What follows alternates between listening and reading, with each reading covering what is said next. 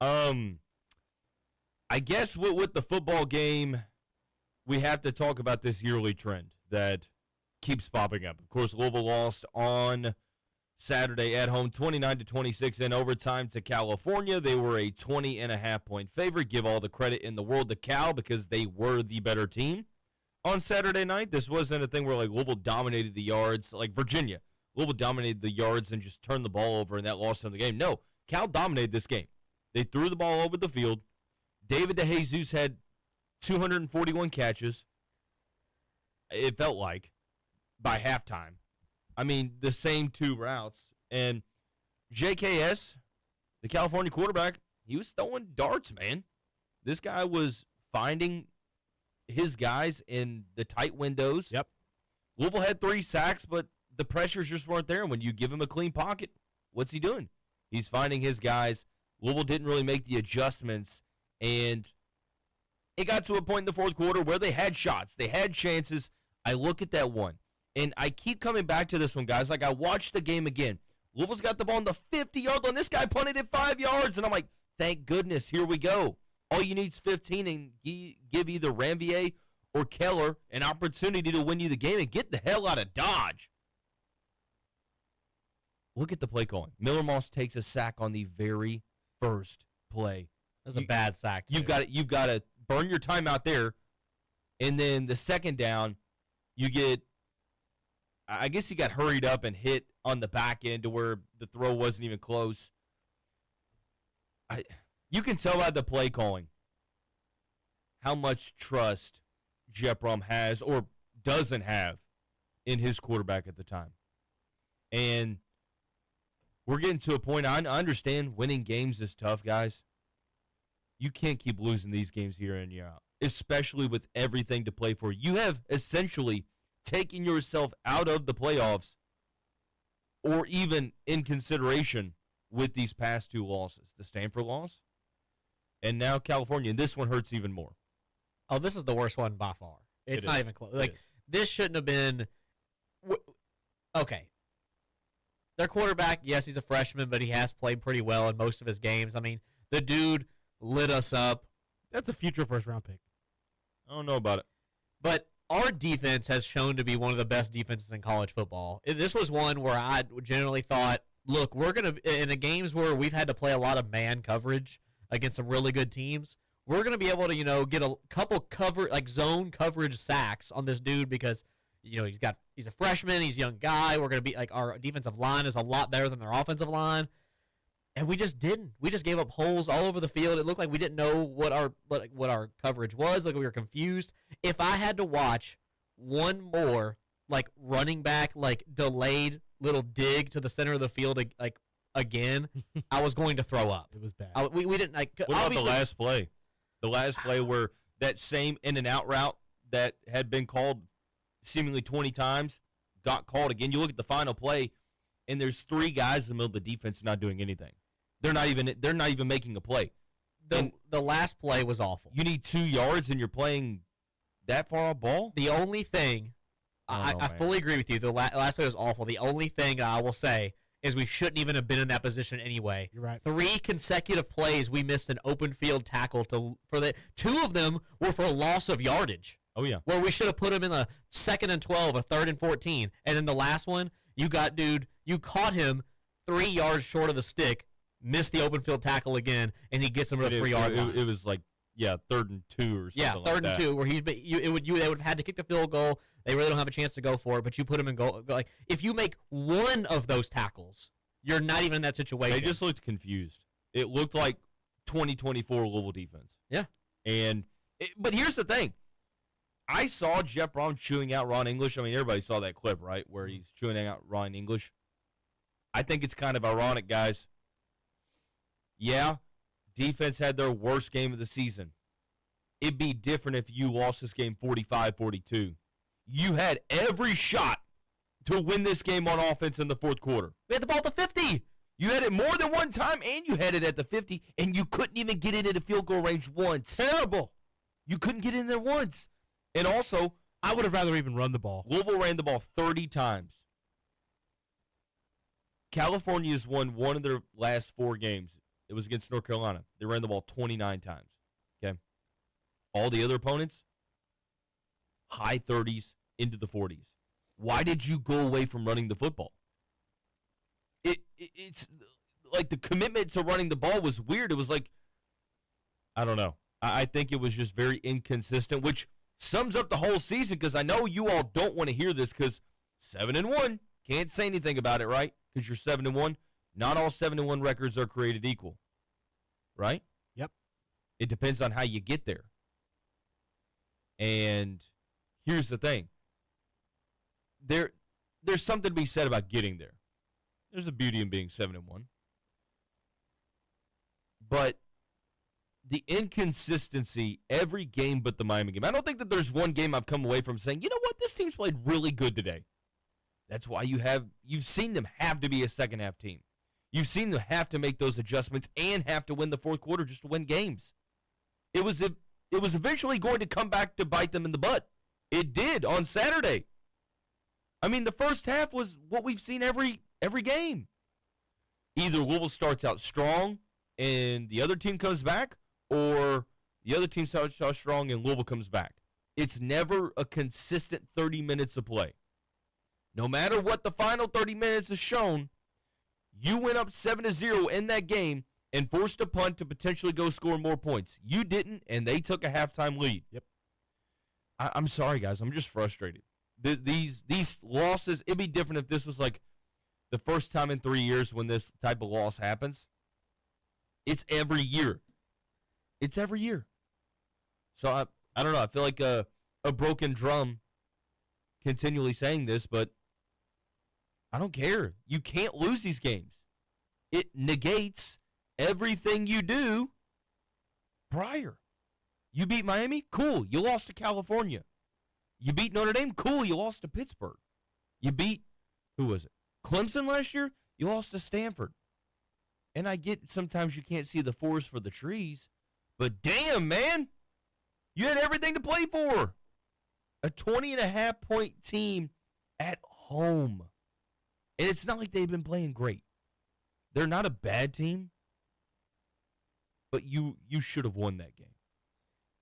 I want to preface by saying that the first half defense was atrocious. It was awful. I mean, they torched us, and then our offense wasn't good. It wasn't good at all either, so it looked really bad. They stepped up in the second half against a team. This was just like JMU, where defense stepped up. They stepped up in a game where Cal was throwing out things that we hadn't seen them do all year, right? Like they were opening up the entire playbook to win this game. First play of the game, their first offensive play of the game. Yeah, a double pass. And then, we saw that same play happen later on, except instead of throwing it, they ran it, right? He ran it. Yeah, he ran it. So, they were bringing up different packages. Every package had multiple plays to run. They were trying to confuse us, and the defense still stepped up and gave you an opportunity to win. And I don't even want to say that they got fully beat. You just didn't take it. Yeah. There were situations where you should have easily been able to win this game in the fourth quarter. Didn't execute. It just didn't. The defense gave up 35 yards in the fourth quarter. So that's where I kind of look. I understand trying to hold you're holding your staff accountable, but why are you yelling at your defensive coordinator when his defense gives up 6 points in the second half? 4 straight stops. Yeah, guess what? Ron English's defense did what it has done all year, and that's bail the offense out. Kept you in the game. It's bailed the offense out. If we had this offense last year, we would have gotten blasted by 40 to Miami. And the other case is if you have Tyler Shuck on this year's team, you're probably undefeated. Yeah. You're definitely undefeated.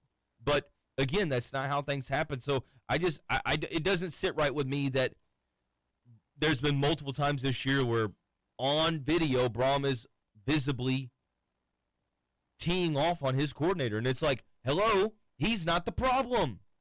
And I'm not saying Braum's the problem either, but have some more wherewithal, man. The reason Louisville's 7-1, well now 7-2, the reason they've won 7 games, running the ball in defense mainly, and Chris Bell, Colin Lacey. That's it. I want to look at this. Let's take a look at the rushing numbers because everyone's brought up this fact or brought up the idea that Louisville should have ran the ball more. I agree wholeheartedly. Because look at the second half rush numbers. I'd love to know what the second half rush attempt number is. I know you I don't know typically get that thing with the game stats from Yeah. being at the media booth, but Kejuan Brown averaged 9.7 yards a carry, and he ran the ball 14 times. That's it. That's it. Duke Watson was 8 of 19. Miller Moss, I mean, some of these numbers are a little bit lower because he had negative 7 yards of sack yardage. But even then, Kejuan Brown, 14 for 136. They could not stop him. And yet in the fourth quarter, you're throwing the football. Yeah, there was a couple penalties, right? I get that. But this game was Louisville's to lose in the fourth quarter. They had every opportunity. And guess what? Cal just made the plays. Or Louisville just didn't make the plays, I think would be a better way to put it. So, hand up. I guess this is being streamed. Hand up. I'll say it. Last December, when Louisville was linked to Miller Moss, I was a huge advocate. you were. When he visited, I was a huge advocate. When he committed, I was a huge advocate. And all throughout the offseason, I praised him and I hyped him up. And I said that he could have one of the better seasons as a Louisville quarterback in program history. And to this day, I've hosted Locked on Louisville for 4 years. I've been in Louisville media for 6. That very well may be my worst take that I've had covering Louisville. Okay, well that's fair. I mean, I think it's my I've worst take. had way worse takes than that already, and But don't forget, brother, that is a bad take. That is a very bad take, and I wasn't the only one. Let's preface that. I mean, I made a bad. I was optimistic on him. A lot of people were. I had a bad opinion. I wasn't though. It was almost as bad as Matt wearing this Tottenham pullover in the studio. A bad opinion, He bad can't help take, that. bad decision. Champions of Europe. He can't help it. Oh, you know what? Champions of Europe. Get out of here, bro. Rome, switch me spots. Rome can't even talk. He supports a team that Hey. can't even afford their own Hey. players. Hey, Oh, man. hey, listen. He must be talking about Barcelona. We've got there's no need to talk about Barcelona issues right now. There's no need to get into that right Up the Chels, man. Go Blues. Maybe they'll spend $3 billion more this They offseason. should. They probably need to. Actually, they're doing pretty well. But anyway, it was one of my worst takes. But I say all that to say that even during the season, when everyone was calling for his job, during the James Madison game, during the Pittsburgh game, during the Virginia game, I didn't double down, but I gave him the benefit of the doubt. I said, you know what? The offensive line's not been good. Our running backs are banged up. We don't even have a rushing attack right now. So he's having to be Superman. So his mistakes are being over-magnified. I can't say anything anymore. No, I The have. offensive line's been better. It hasn't been great. It's been better. And your rushing attack has been effective since the Miami game? Since the Virginia game? The Miami game for sure. I was the same way all season. I defended him. I was like, look, he's played well in this situation. He got us out of the pit hole we were in. Defense stepped up and helped him with that. He really hasn't come in here, and we haven't lived up to our side of the bargain when signing Miller Moss. And then, like, I said it before that it actually like hurts to think that all the Louisville fans were right, like in the terms of this is where we're at. USC fans were definitely right. They tried to tell us. and I believed him. And I came out here and I said it. But what we've seen from him last year at the end of his season, and people try to say it was just a few games, there's no offensive line, no run game, and that was all valid points. But he had a handful of decisions. He didn't improve throughout last season. That was a big red flag for me. I think when you're dealing with a quote-unquote quarterback whisperer, if he's doing things to try to help you out and you're not improving throughout the season, granted, he can only be helped out so much with the bad O-line, I felt like that was a red flag. And I actually thought I was on path to being wrong about Miller after the first 4 games of the season. I thought he does have the ability to go out there and make throws that you needed him to make. He does have enough tools out there to technically do what he needs to do in the passing situations, in the right play calls, in the creative play calls for Jeff Brom to do what he needs to do in this offense. And I was kind of wrong for a bit with that 3-game stretch with the 300-yard performances, being pretty much excellent in the short passing game. Late in the games, he made a couple of throws when he needed to early in the season, and it just has not improved. You have not seen improvement from that. I feel like I'm going back to the kind of being correct where, yeah, he'll do what you need him to do against certain teams, but against those big games and in those close games, does he have the IQ to be a good quarterback? I questioned it. Because if he's Jack Plummer level of game manager, the Cardinals are 9-0. And he's not that. I mean, we've talked about it all year. Would you take Jack Plummer? Who's worse, him or Miller Moss? I mean, I don't even think it's close. Jack Plummer is on an NFL team right now. It's not close. It's not close. And like I think said, it's close. I don't think so. This texter says Miller Moss looked like the smallest player on the field Saturday night. I was really wondering if he could see over the line. I mean, he's 6 foot, 6'1". He's smaller quarterbacks have succeeded. It's the fact that when things go south, when he doesn't have a perfectly clean pocket with time to throw and a guy running open, he struggles. And like he limited, 7-1. Are you getting there because of good quarterback play, or are you getting there in spite of quarterback play? And it's been the latter. It's been the latter. And at this point, a guy of his age, a veteran quarterback, you kind of are who you are. And my hope was that even with all the things considered and what you're struggling with, I thought that being in Brom's system was going to elevate him.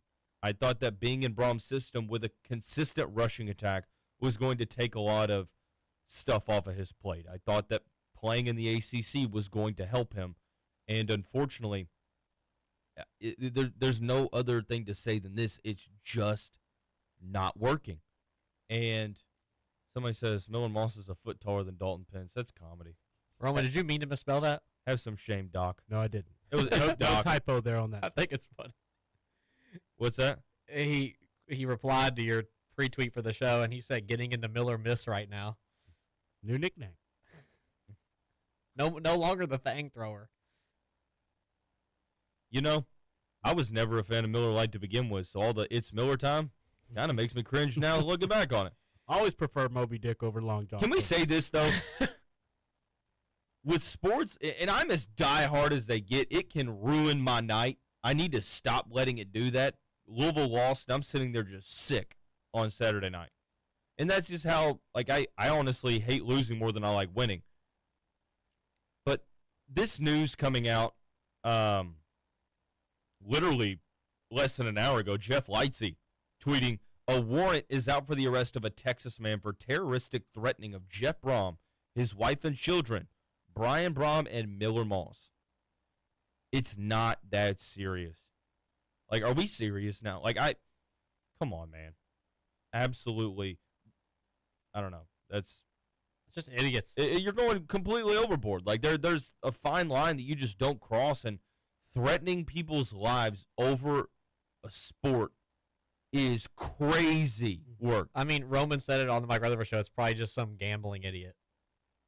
Even then, though, first of all, why are you putting that much money on that type of spread if that's the case? It's a low ball knower, because if you'd watched any Louisville football all year, the spread we should not have been touched at all. I said it early on. I was like, dude, this spread feels weird. Was it 20? 20 and a half. Yeah, that's ridiculous. I was like, I think Louisville wins. But bro. We didn't cover against Bowling Green. We haven't really covered much as favorites this year. Texter says, after 8 weeks, I'm convinced that Miller might be left-handed. What do you... Okay, he's like the switch hit batter who refuses to hit with his his dominant hand. I don't like being that guy and just teeing off on him because, I mean, it's just, I guess, how I am. But what frustrates you all the most about Miller? That Jeff got it wrong. That you wouldn't handpick this kid. Specifically wrong. Specifically about what he does or does not do. What frustrates you the most? He doesn't go through his progressions. Okay. Matt? His confidence. I think he has no confidence. I think both of those are really solid, and I think they lead into mine. These freshman-level mistakes that he makes every single game. He's nervous. He's made it literally. I don't know that. And look, you don't have to play perfect. I get it. Every single game, he's made either a pass that could have completely changed the outcome of the game, or he's made passes that have changed the outcome of the game. I mean, even this game, he had one interception. He could have had 4. The wheel route where the Cal guy just dropped the pick 6. I mean, the throw that he had to Chris Bell in the third quarter, double coverage, no shot that Chris was catching it, unless he just mosses two dudes, which I guess is possible. But, man, I don't know, man. I think it's all together. But I think something's clear, and I think it's whatever is going on, it's just not working. It's just not working. Because looking at your personnel, you've got Chris Bell and Colin Lacey. Remember last year when we talked about, man, we're gonna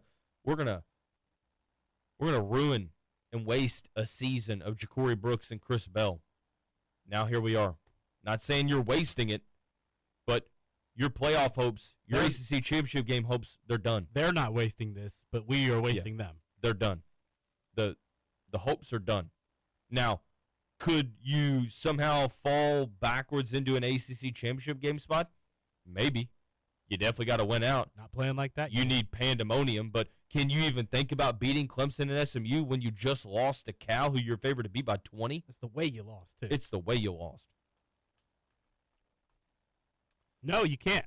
You can't, Dalton. And it's how about we just focus on winning games? Tough part of this season. It's tough part being a Louisville fan when the new college football playoff has changed. The environment to making it, or the setting you can be in to making the playoff is now widened. And then on top of that, specific to this season, it opened up for us on Saturday. And everybody, when he had to lose, lost. And I can't figure out if like the way we lost or losing when those were the circumstances is tougher right now for me. It's kind of the same thing, but losing, just if you look at that performance, and we had no shot of making the playoff, losing that way would have been tough to watch, right? But you watch what happened in the ACC the last 2 weeks, and you go out there and that's how you look. You have every bit of opportunity. Virginia lost. A horrible loss. And let me tell you, Virginia losing, and you've got all this other stuff that could happen because these other teams are going to cannibalize each other because they play each other. You were in the driver's seat. Even though it might have taken a tiebreaker, because of the teams that you beat, gosh, you were in the driver's seat. And granted, just beating California doesn't automatically mean you go to Charlotte because you still have to beat Clemson and you have to beat SMU. But we got to remember, last year the same thing happened. We beat Clemson, and then you go across the country to Stanford. If you win that game, Clemson ends up, what was it? Clemson lost again, and then somebody else who was ahead of us as well lost. Oh yeah, so then, if you beat Stanford, you probably would have been. We would have been in the ACC championship game probably. And I really don't want to look back on this year and say the same damn thing, because part of me is like, well, you have a chance to win 9+ games in Brom's first 3 seasons, and I think that if you ask me in 2022, before he gets hired, hey, Jeff Brom's going to get hired, and you're going to win 9+ games each season. Do you want that? I'm like, hell yeah. But now I'm like, you actually watch the whole season, and you're like, dude, what's sending us up is also holding us back, and it's just maddening. Like Roman said, it's just the way you're losing. It's who you're losing to. You ever seen the movie Interstellar? Yeah. Rome? Yep. Did you leave that movie just feeling absolutely confused? And like confused on the third time watching it. That's a little. But you were confused in the first time, though. Definitely. Like, what did I just watch? Unless, Matt, are you like a philosopher? Are you Socrates? It took me 2 times to understand. But the whole, first time you watched stuff. it, you're sitting there afterwards like, what the hell am I witnessing? Dude, I feel like that's like Louisville football. It's like there's parts where you're like, oh, I get it. This team is just one of those to where, hey, maybe they play down to their competition, but in the second half when it matters, boom, they're there. They're going to pick it up. And then there's other times where I just kind of throw my hands in the air and I'm like, dude, what am I watching? Because surely something changes. Guys, this team just is who they are. When someone shows you who they are, believe them. We are 3 games left in the regular season. This is who this team is, unfortunately. But how do you change that? And I think that really the only way at the moment is trying a different player under center. And we'll get to that when we come back at the top of the hour. You're tuned in to Mondays with Dalton Pence here on the Big X Sports Network.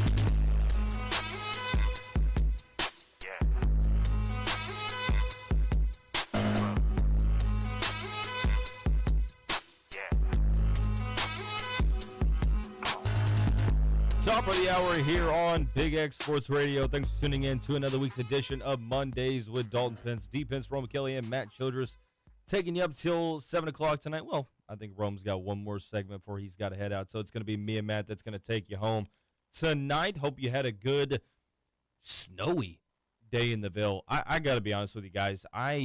It's too early for this shit. I'm sorry, bro. It's too early for this shit. Let's stop the snow until at least December 24th. I'm with you. I thought you were talking about the basketball game at first.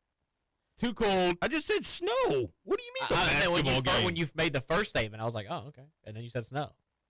I mean, I said it was snowy, and then I said it was too early for this shit. They can both be true. I mean, yeah, it is too early for that game, too, and we'll talk about that here in the final 40 minutes of the show. But, dude, I'm just not a winter guy, man. Like, I like the things that come with Christmas and stuff, but when it comes to, like, the cold weather, nah, man. No thanks. Give me 95 over 15 every day. Oh, I'd rather be hot every single day.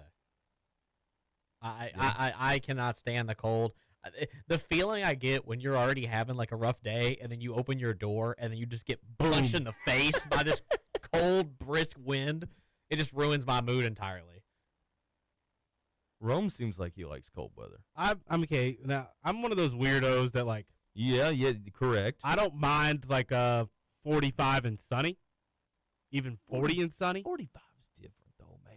This is, This is 28 last night. This is stupid.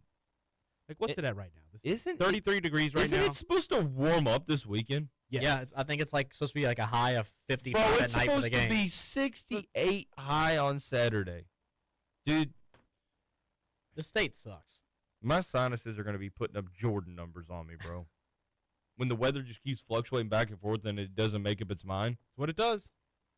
I was going to make a Louisville football joke, but I'm not going to do that, bro.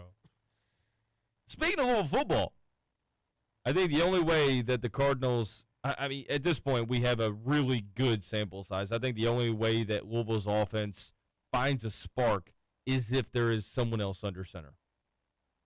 I think Braum, and he gave you a non-answer in his press conference. He basically was like, we have confidence in Miller, but we have confidence in all of our quarterbacks, and we're prepared for whatever. That's not telling you anything. And it's not like he's going to tell Dabo Swinney what he's doing anyway. I think Louisville needs to seriously consider making a change. I think they do. I think we've seen enough. Miller hasn't all been bad, right? He's had some good moments.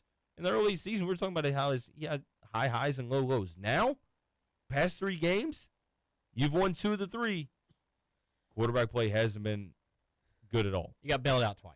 You got your defense balled out. Your special teams balled out. Your rushing attack balled out. Your quarterback, the quarterback play's holding you back. So, and I know that when things are going south on offense, the fans' favorite player is the backup quarterback, for better or for worse.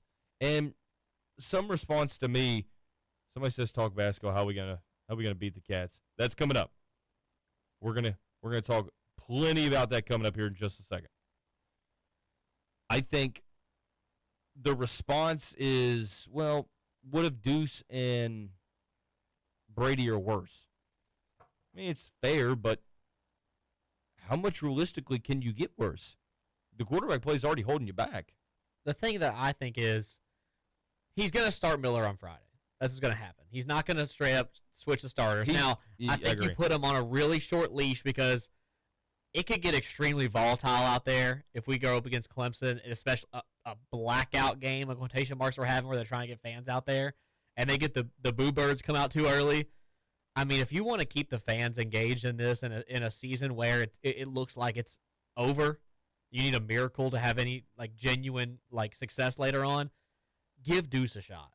Give him a shot. Yeah. That's what everybody wants to see. And if he sucks, then you know what? That's a whole nother problem for Braum. Because then it's like, okay, we're just not developing anybody. We're not doing anything. Third year. Third year. And then you got Briggs Cherry coming in next year, who you're going to have, is going to, if we're going to have to lean on him that much, you're going to have to pay him. As a true freshman, it's going to be tough. It's going to be tough. You should never have to focus on playing a true freshman that much. At the same time where you have to You're going to fill the in, portal. You're going to the portal. You have to. And then you're at the same time, you're going to have to fill in a bunch of spots at receiver, on the defensive end. Offensive line. There's no way we're going to keep Duke and Isaac again. There's just no way we're getting both of them like this year. And keeping Keywan as well. And keeping Keywan. Like, this was your year. This was your year year to have to to be another capitalize. portal year. And it sucks to think. So, like, I want to see Deuce Adams out there just because I want to see somebody in the Miller Moss. I want to know if we should be concerned or not. I don't know how you can't go into the offseason not having some concern. I mean, I think that the high school class they have coming in is the best high school class that Brom's bringing in. And that's even considering his first class that Sat recruited. I think that this class is better pound for pound. I think the star ratings aren't there, but I think that this is a good class. But I think that a quarterback change needs to be coming for the Cardinals, or at least very, very much considered. But I think, Matt, you're on it there. I don't think it's going to happen before the game, but who knows how short that leash is. If he has a bad first quarter, do they look to make the change at some point in the game? We'll see. But let's kick over to basketball. We got Rome for about 10 more minutes. Rome, vibe check. Give it the vibe check. How are you feeling about tomorrow night? What's weird is that I'm like not feeling too involved and intense about the rivalry aspect of this game tomorrow. Like if I'm being honest, this is going to sound crazy. I've been feeling this way all day, though. I'm going to speak my truth here. I don't care at all that it's Kentucky that we're playing tomorrow. That doesn't really mean anything to me, if I'm being honest. Granted, it would be really, really cool to beat them. I don't know why I'm feeling this way. I'm more worried about just how our guys look against top-level talent, right? I don't really care that the top-level talent's our rival. Partially, I guess, because I just know that however way these two teams look or however way this game goes tonight, a lot is subject to change for both of these teams. Obviously, we hope for that to be positives with us and improving things just on what we've already seen so far this season, right? The interior defense, the interior offense from the bigs, little things like that. Everybody getting into a rhythm and getting into a flow. Can we get Javon Hadley back healthy? Little things like that are going to be factors going forward that we hope to see improvement on for the entirety of the season, that it makes it kind of hard to be like so worried about what the connotations on this game mean as a fan. But for the sake of what I want the team to look like, I am excited to finally see us go up against a top-ranked team. The opportunity for a big win is there, too, as well, like a quad one opportunity. That's where I'm looking at the significance in that game. So the opportunity to go out there and get a big win that will jumpstart a good-looking resume for us, that's kind of where I'm at. The fact that it's Kentucky, yeah, like me and my friends are going to bicker, but that doesn't mean as much as it used to for me for whatever reason. I respect it. I don't look at it that way. I love the basketball approach to that. Yeah. Because that is an aspect of playing this game so early, is that regardless of who wins, theoretically it's not going to be foreshadowing as to what's to come, right? Like there's Louisville on November 11th last year. I don't even know what day we lost to Tennessee. It got absolutely thumped. It was the second game of the season. Yeah, that probably checked out, kind of close to it. November 9th or something 3rd? like No, that. it was November 2nd. I say it had to be either really late October or like very beginning of November. The Tennessee game? Yeah. It was our second game of the year. November couldn't Well, have this been is November. our third game of the year. I know, so it had to be like really, or like, It's like like November you said, November 2nd 1st. or November 5th. I thought it was after that. I thought it was like November 9th. Fact check that real quick. It was okay. They're trying to show me. I think it's November 9th. You're right. November 9th. I Wow. don't know why I think it's like Ball the knowledge 2nd right or there. 5th in my head. Of all the things that I should know, that's the thing that I do know. That's hilarious. Yeah, I knew it was around Was that it time. Morehead State was the 2nd or whatever? Morehead the State 5th? was the first game. Yeah. It was like November 2nd or something like That's that. what I'm thinking of. And the season started a little earlier this year. At least I think. But anyway, point that I'm making here is that both of these teams are just finding out who they are, right? And I think that changes a little. I mean, it changes a little bit from the basketball point of view, but I just maybe the players don't see it this way because in the portal era, rivalries don't necessarily matter as much because there's not a ton of continuity. But I do think that this game is going to be pretty heated because you've got players on both teams that, like, there's no love lost for Jalen Lowe in Louisville. There's no love lost for Brandon Garrison in Louisville. There's no love lost for Kason Pryor in Kentucky and Javon Hadley and Kenai Roots, who, remember Kenai Roots last year when he was on the ground, what happened to him right by the sideline? I mean, I think it's going to be like that's the thing about these rivalry games. Why I have a tough time just keeping it basketball is because there's an emotional aspect of these games that kind of just all bets are off. Who's going to handle the emotional aspect of it? And I will mention that in the third segment because that's my top key to the victory. You win this game by winning the emotional aspect. You are every bit as talented as they are. You have a better backcourt. You might not have as good of a front court, but you got the better backcourt. You're at home. You win the emotional aspect of this game. I think you're going to win the game. That's just what I say. Matt? No, I think you're completely right. And it's an aspect of the game. Obviously basketball hasn't really been relevant for a while besides last year, but it was our biggest issue in the football games. Whereas, we always lost the emotional aspect. And that kept Kentucky. Satterfield didn't give a damn. That kept Kentucky in all of those games. I can't say the other word. Rome just alerted me that I can't say the other word. I said it twice, so it should cancel out, like double jeopardy. For me, though, on Roman's take, I completely understand it. But for me, this is the game I have circled every single season. It's the one that, besides, the national championship game in 2023 or any tournament game, it's the most important one for me. My friends are always talking to me, yelling at me, this and that. I grew up in a community that's mostly Kentucky fans, and out in Where'd you go from? Bullitt County. Oh yeah, it's mostly Kentucky fans out there. So it's something that I always push back with. But on the other side of Roman's argument is this is the least I've been invested in the rivalry yet in my life because I haven't had anybody chirp at me. I haven't seen anything, and I think that Saturday night just deflated everybody in terms of how excited you can be right now.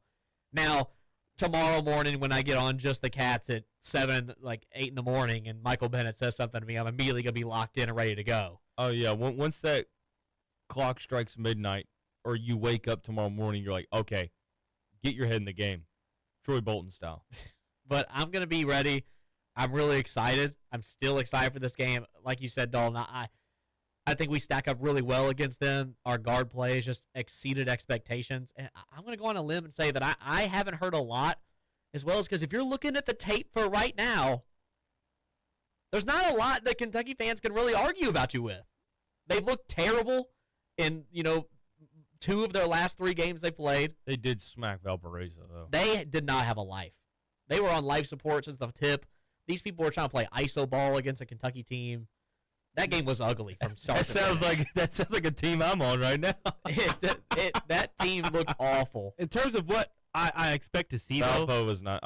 Look, none of the 4 teams that Louisville and Kentucky have collectively played have been. You're right. So it's so hard to get a grasp of how good is this team actually, and when are they going to flip the switch? Right? There's no Jaden Quayton's likely. What's a true freshman Malachi Marino going to do in the KFC Yum Center, right? What is Brandon Garrison going to do in the Yum Center? What about some of these other guys? It's just who's going to be able to mesh sooner? Because both had a pretty Louisville's loss to Kansas in exhibition play wasn't as bad as the loss to Georgetown, of course. But both of them, there are fair and justified questions for each squad. When you brought up the emotional aspect, the number one way to ensure Louisville wins emotional aspect is for the Louisville fans in the Yum Center to put it upon themselves. You got to come out there. You got to be crazy. You got to be loud. You got to make that a serious environment so that when it comes to those emotional moments in the game, you have the advantage. Yeah. You're not. If you're a Kentucky player out there, you're not playing against 5 dudes. You're playing against 30,000 dudes. Yeah. And we just haven't had that environment for the past couple years. Yeah. When we come back, and we're not going to go to break just yet, but we're going to talk about. I've had some people ask me, is there more pressure on Pat Kelsey or Mark Pope to win this game? Pat Kelsey. I think it's a fair question, but I don't think the answer is that close. I think it's Pat Kelsey. I think it's infinitely more pressure. Granted, Mark got that win. Mark got the win. That does a lot for him. It's not even really so much. It is about that win, but it's not just about the win. But at this point, we'll go ahead and send it to break.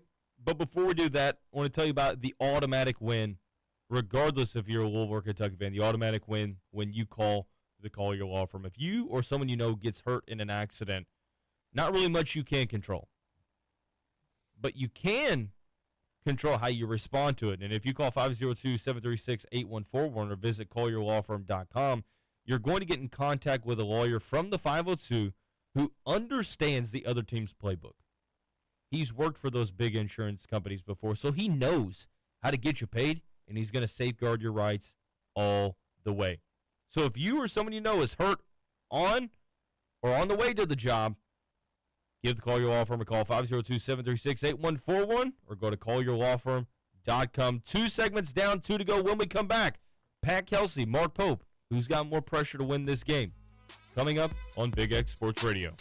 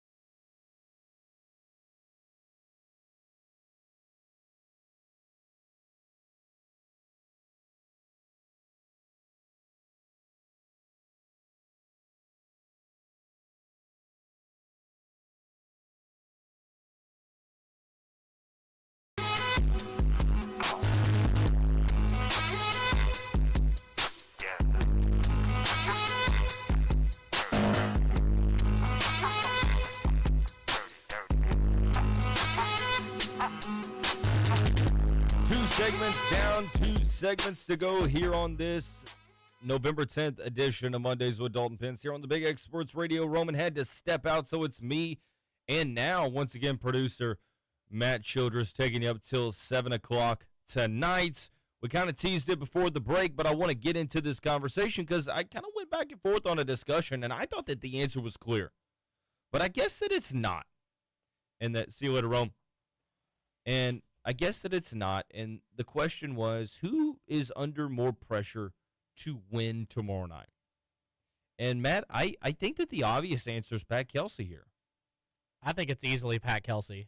I mean, yeah, you want to say that, like, knowing Kentucky fans and how they are, and they're, especially with how much money they spent this offseason and their expectations they have, there's a lot of pressure on Mark Povitsville. There is. But Pat Kelsey, you know, you kind of got let off the hook last year because, you know, the injury bug that we were hit with, you still kept the game close until the very end.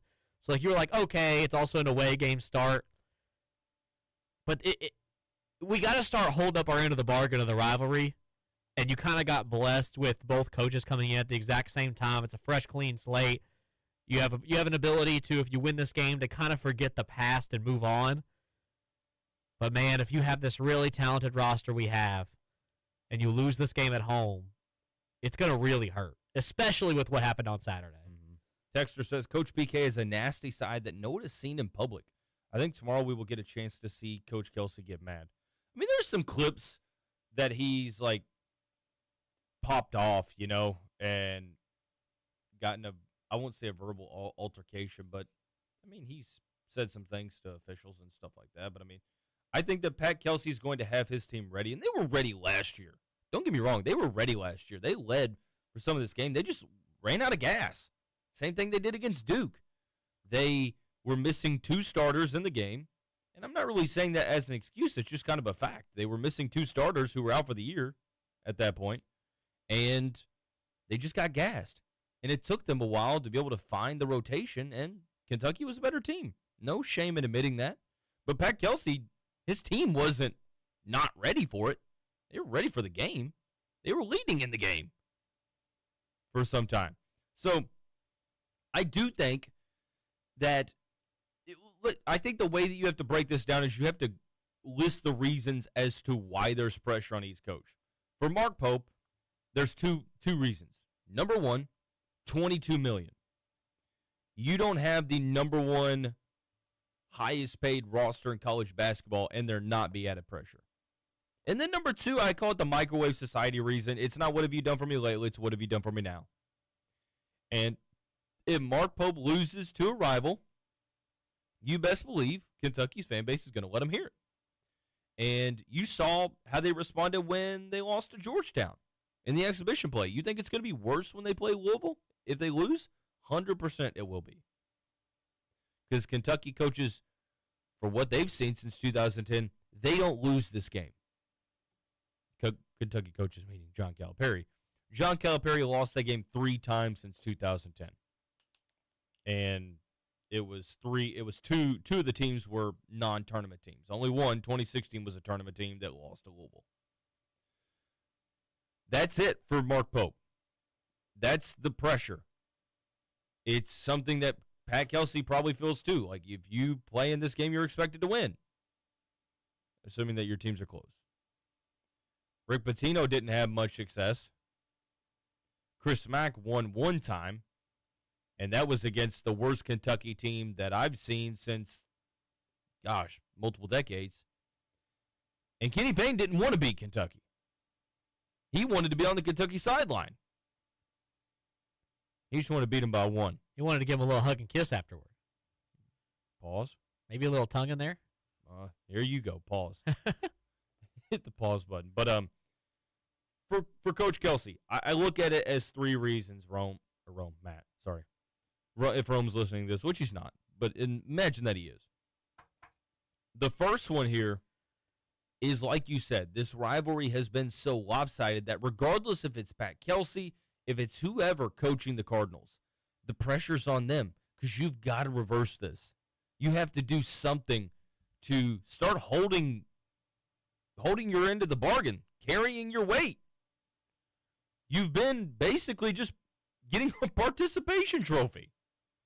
You've won 3 times, Matt, since I've been in elementary school. 3 times. Well, since John Calipari got hired.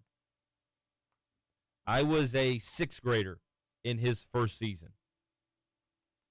Louisville's won 3 times in that span. I'm 27 years old now. So that's the first thing.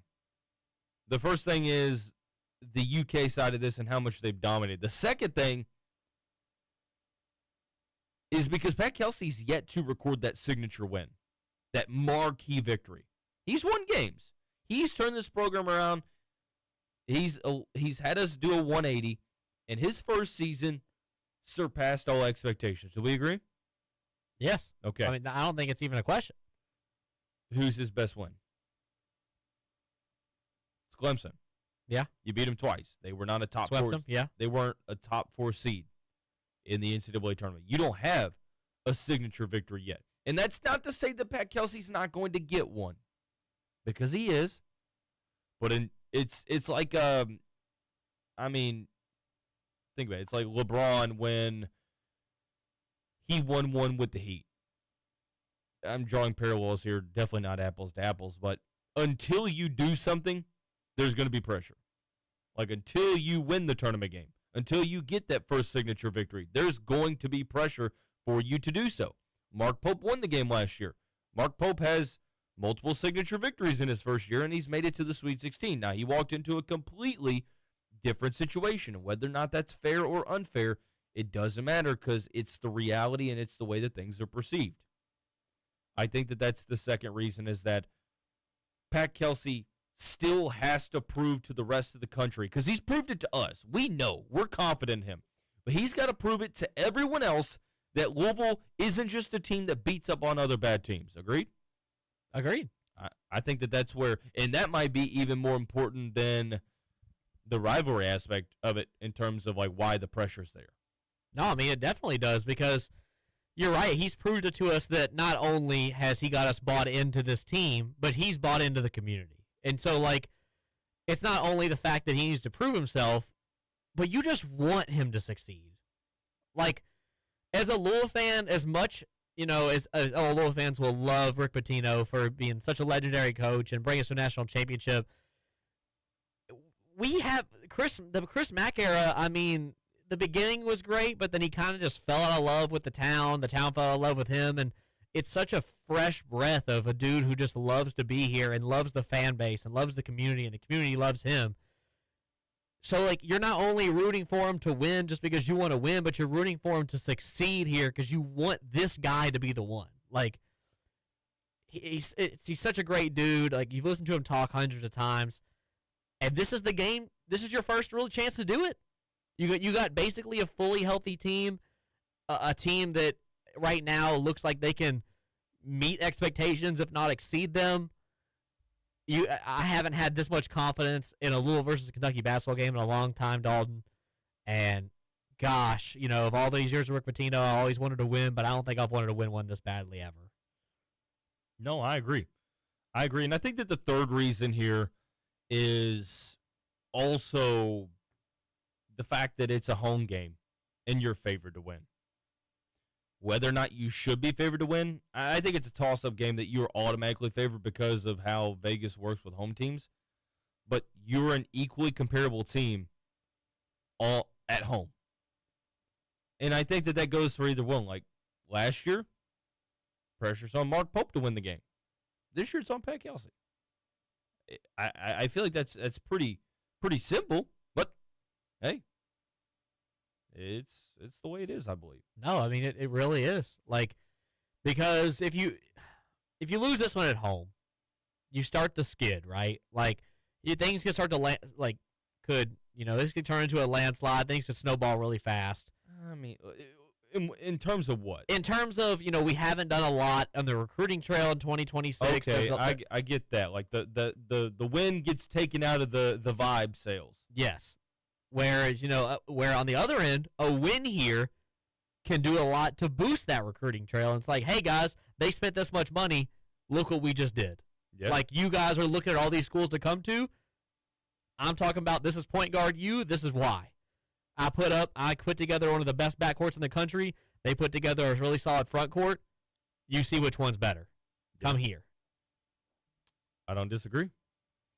I thought you were talking about from like a win-loss perspective. I was like, man, we got Ohio next Saturday. I hope we don't go on a No, I meant like in the future of like where we're going year in, year out. Do you get the sense that this feels like more of a Calipari team than a Mark Pope team? Like Mark Pope teams in what sense? In Mark Pope teams in the past, they shoot a lot of threes and they're very good from the perimeter. This feels like a Cal team. They're streaky three-point shooting, but they win because of physicality and defense.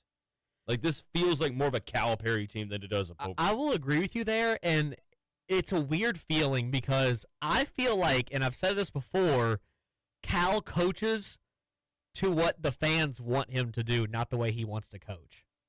Now, that sounds kind of weird. Like, you got to explain that. Each game they've played so far. Cal or Pope?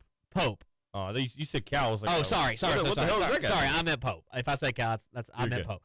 He coaches in a way that, like, he always gives the fans exactly what they want to see the next game out. So he wants to shoot a lot of threes, like you said. And we've seen that the first couple of games, and they didn't shoot well. And it seems like he, like, listens to the media just like Pat Kelsey does and, like, changes the way of the identity of his team throughout, even though he still wants to shoot the three. And in that way, it seems like it kind of stunts their team's development because they don't have a true identity just yet. And they just keep changing game in and game out how they're going to play. And he won't commit to something because of how the fan base is reacting. And like I said, we're only a couple of games in, so I could be way off. I'm completely wrong a week down the road. But the first game that come out, they shoot a bunch of threes. Almost, not look good against Nichols.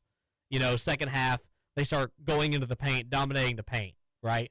Win the game by a lot.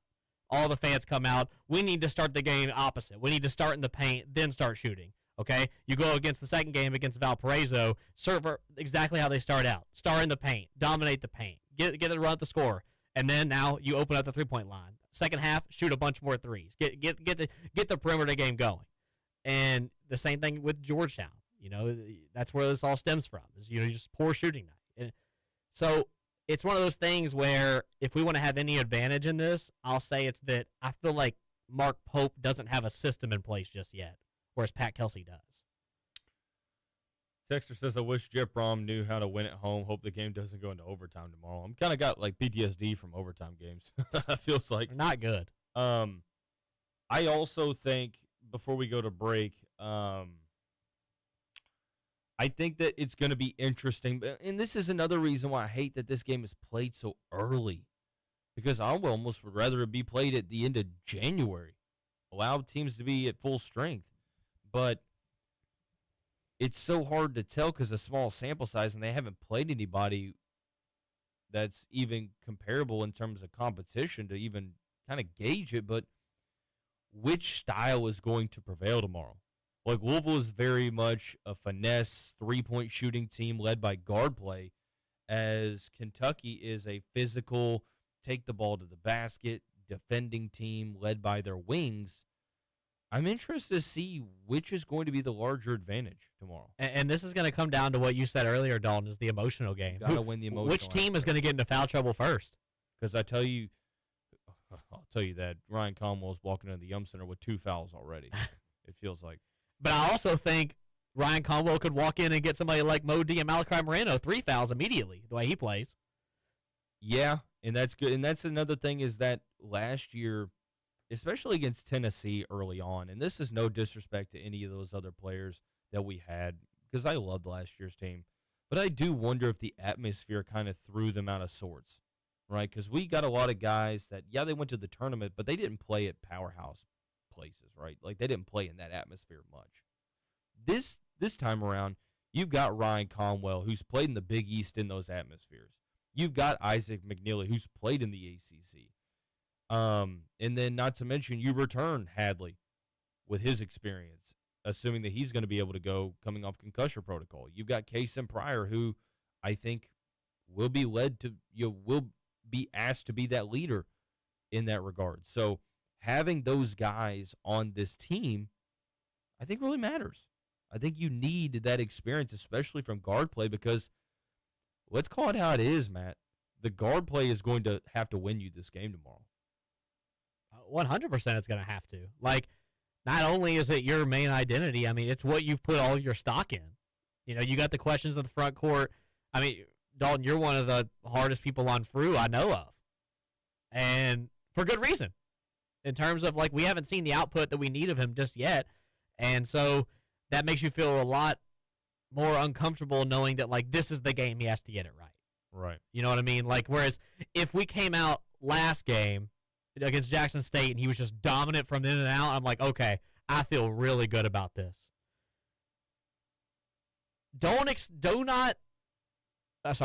Expect to see at the beginning of the game Pat Kelsey get that man involved early to get him going fast. Because if he can get going and he can show at least, I'm talking serviceability in the paint, you know, at least make dudes like Mo Diabate and Malachi Moreno have to work for what they have, we have a really good shot of winning this game because I don't think their guard play matches up very close to what we have at all.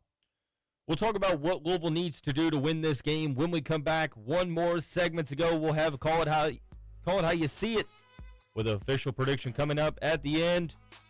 You're tuned into Mondays with Dalton Pence here on Big X Sports Radio.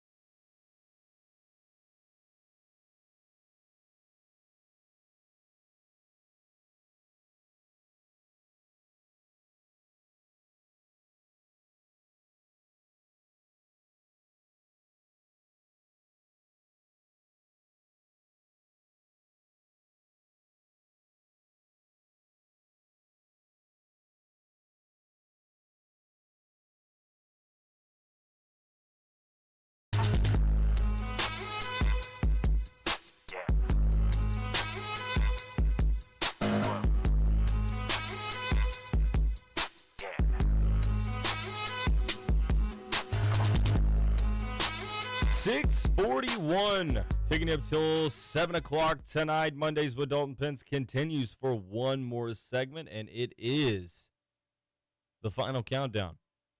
The last Monday content that you're going to get, of course.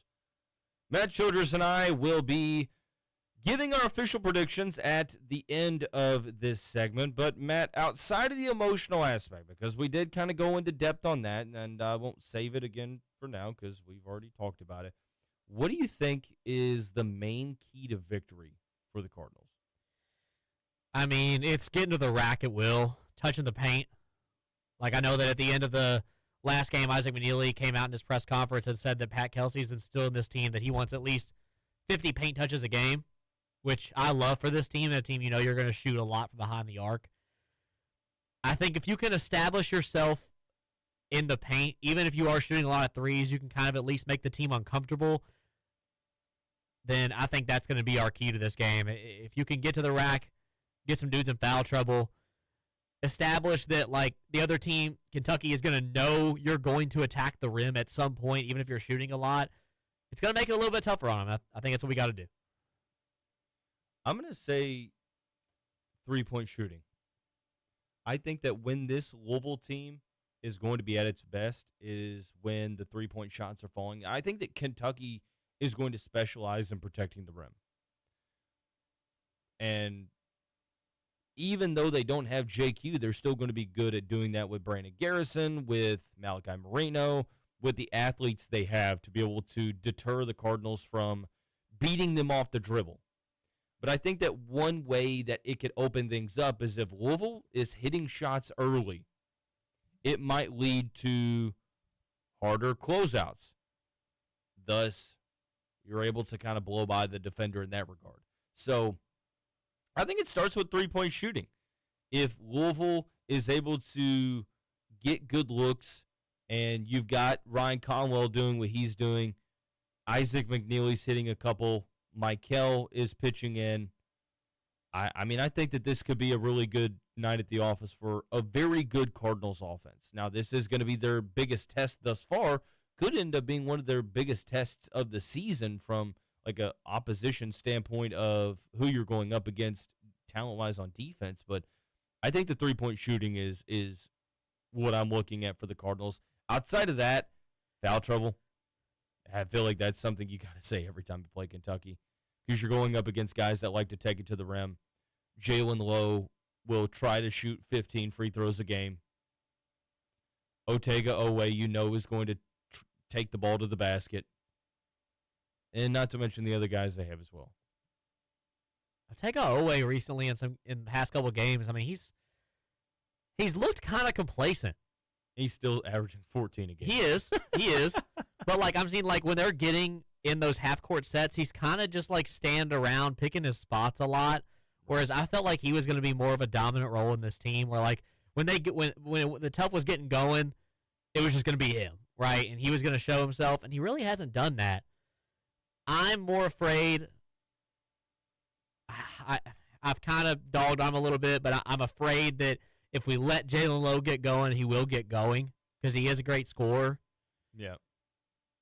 I do agree with you, though. The foul trouble is gonna definitely come into play in this game. It's gonna be whoever can maintain it the most, and that leads me to my next point. Do you think that we rotate as many guys as Pat Kelsey has been doing so far? I think yes, unless Louisville gets into a deficit. I think yes, if Louisville gets down to like a 8 to 10 point deficit.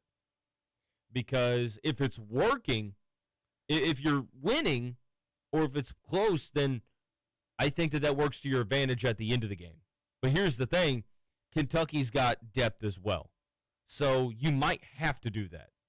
But if it's in the second half in crunch time and you need Ryan Conwell and Isaac McNeely and Michael Brown Jr. out there, then you're going to have to kind of lock that rotation up a little bit, right? So I think that early on in the game, I could see mass substituting, but later in the game, like when you get to that under 8 timeout, I think the substituting is going to be much less frequent. I think we need to make, because Kentucky, like you said, Mark Pope wants to shoot. Doesn't matter if his team is a great shooting team or not. He wants to shoot. It's the way college basketball is now, right? You need to make it as difficult for Kentucky to shoot the ball as possible. And with what we saw with Jackson State, yes, I liked how aggressive we are in defense. When we're playing the press, we're playing the trap, but we give up open threes in that press a lot. So if that means taking your foot off the gas a little bit on the pressure and getting yourself more into a set. I don't know about the pressing, man. I think that the pressing is something that it might not be as successful because you're playing a team that has substituting. Like, they have the guys to substitute. Yeah. So I don't know that – and it didn't even really seem like it worked a ton against Jackson State.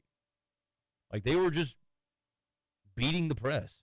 There was a couple times where I feel like they turned the ball over, but for the most part, I feel like they beat the press. They did. And like I said, like, we left up a bunch of open shots and that. I think Jackson State was also just like – I mean, they're a really athletic basketball team. You know, there's a bunch of really quick dudes out there, a bunch of dudes who are just really good athletes. Jackson State is not a terrible team, but I agree with you that the press is something that I don't think we're going to see a whole lot of in this game.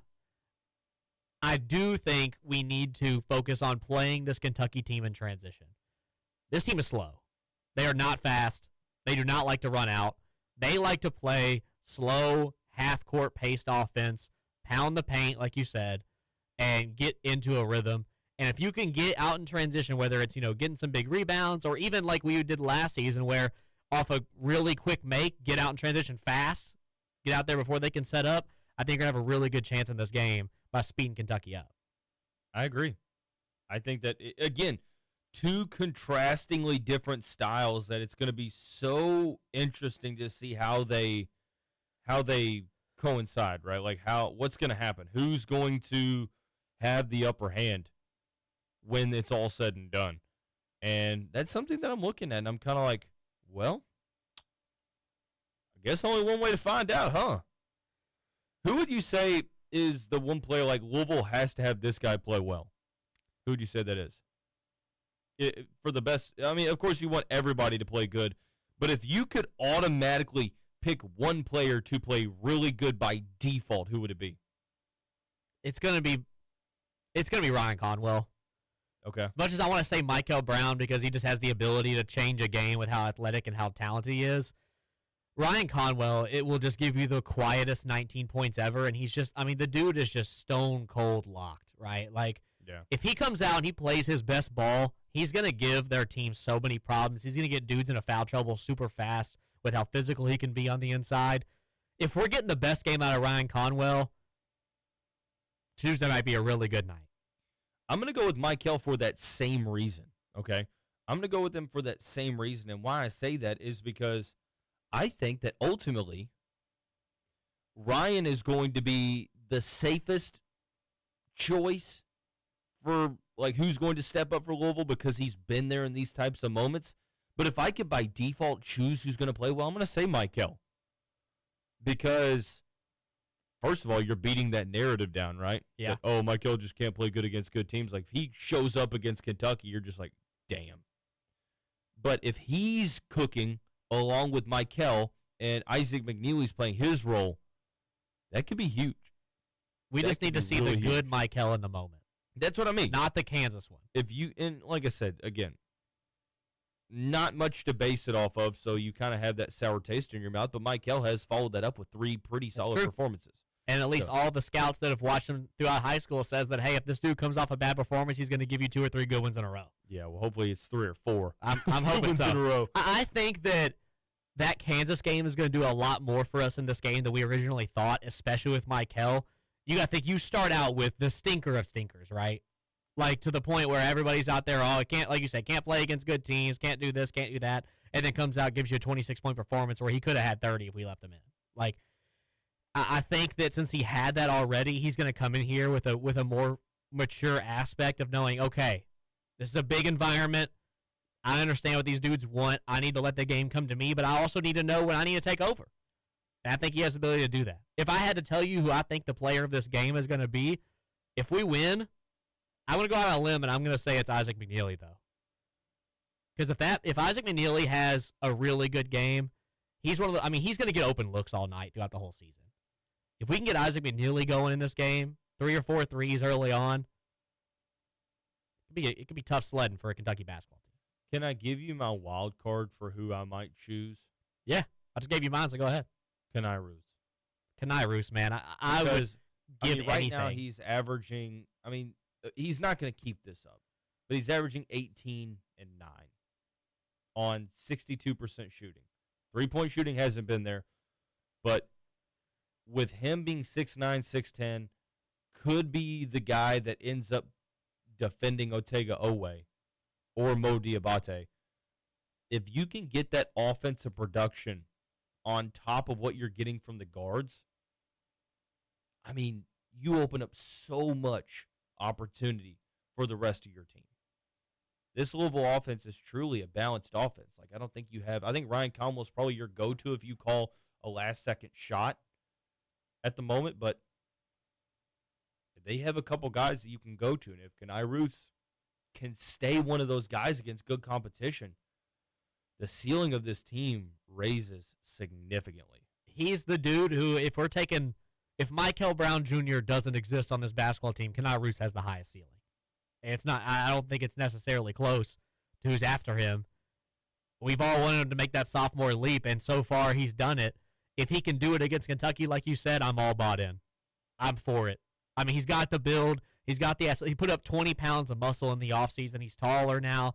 He looks like he's more balanced of a player now. He's getting into the paint a lot more, and he's a dude where if you get some dudes into foul trouble early, he can kill you with how athletic he is.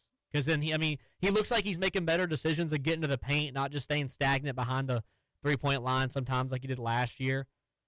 If you get Malachi or you get Mo Diabate or you get Otega Owe, somebody like you say is probably gonna be guarding him. Get a couple fouls on him early. He could really have his way with that basketball game. You know what time it is, man. We got about 5 minutes. Time to call it. How you see it, presented by the title sponsor of Mondays with Dalton Pence, the Collier Law Firm. Louisville is a 3.5-point favorite over the Kentucky Wildcats tomorrow night. Number 12 hosting number 9, 8 o'clock tip-off at the KFC Yum Center. I want you to call it how you see it with 3 things, Matt. Number 1, what's the result? Number 2, who's going to be the leading scorer? And number 3, I had to find a way to rephrase this. Who's going to have the most 3-pointers for Louisville? I'm going to say for your number 1, it's going to be 85-79 Cards. I think that... You said what? 85-79. Okay. I think that we're going to hold him to the 3-point line. It's going to be a dogfight in the paint. I think we're going to pull away late. Well, your second question was who I think. What was your second one again? Who's the leading scorer? Leading scorer. Think it's going to be Ryan Conwell. I think we're going to get Ryan Conwell. I think he's going to be the dude at the line at the end of the game to pull us away. Those 3-pointers, made or just taken? Made. Michael Brown Jr. Okay. I want to say Isaac McNeely, but I think he's going to be that spot-up guy. So I think he's going to take a lot. But I think we're going to get into a point in this game where Michael's going to understand he's got to take over, and we're going to see some fireworks. Okay. I respect it. Louisville's a 3.5-point favorite. Of course, the Cardinals and the Cats have scored a good amount of points. Kentucky's supposed to be a pretty solid defensive team, and Louisville hasn't played too terrible a defense, but it hasn't been great per se. I'm going to go with my. I've gone back and forth. You know this. I'm going to say that Louisville wins this game, and I think it's going to be, we'll go 83-80. I think it's going to be uncomfortably close, and it's probably going to be decided by someone hitting a big shot, and I think that big shot, I'll call it now.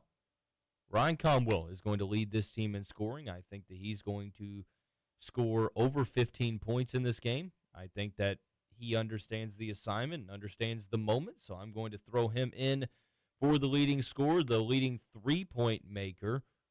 You could really go hand in hand and say Conwell for this one too. I'm going to go McNeely. I think that he is just pound for pound one of the best shooters in the country. Yes. And what comes with that is consistency. And in a game with so much of an emotional impact, I'm going to go with what I believe is the safe choice, and that is Isaac McNeely to remain consistent and be able to knock down the shot. So I'm going to go with Isaac McNeely here as the leading three-point shooter. And I think that Louisville's going to flirt with but not technically cover the 3.5-point spread, but I do think that they're going to win. I like that. I mean, Isaac McNeely has shown, we really Hallie-tie the guy from last season. We thought we needed him to come over here and replace a dude like Rain Smith, and he's exceeded expectations. Like, the dude has come out, even after the Kansas game, which they lost, he said, this is the most fun I've had ever playing basketball in my entire life. The dude is open more than he could have ever possibly imagined because of dudes like Ryan Conwell, Michael Brown. So, I don't disagree with you. There's a chance that Isaac McNeely could genuinely be the highest scoring player on this game. If he gets open enough and he gets into a rhythm like you're saying, it wouldn't surprise me, Dalton. Well, it's like last year in January. Remember when there were like 6 different leading scorers in 7 games, or like 5 in 6 games? It's going to be one of those situations before, of course, Chucky Hepburn went on his tear. I think it's going to be something like that, to where every single game, night in, night out, there's going to be a different guy that ends up finding the bottom of the net more than others. Are we due for the Javon Hadley 30 bomb? I hope, man. I hope. Wouldn't that be so great? But he's the one that we're not talking about a ton, which is kind of like the role he was always supposed to have. But Vaughn is another player that I don't know that he matches up well against Kentucky. I like Vaughn as a player, of course. I think that when you're playing those athletic wing 4 hybrids, that's where he might tend to struggle the most. But, I mean, dude, Vaughn flirts with double-doubles all the time, and you look down and you're like, oh, damn, I didn't realize that. So, yeah, I mean, I think that Vaughn could be that guy. But hopefully, when we come back on Monday, we're talking about a Cards victory over both Kentucky and Ohio. That's going to wrap up this week's edition of Mondays with Dalton, Pence, Dalton, and Matt, and, well, the absence of Rome, signing off.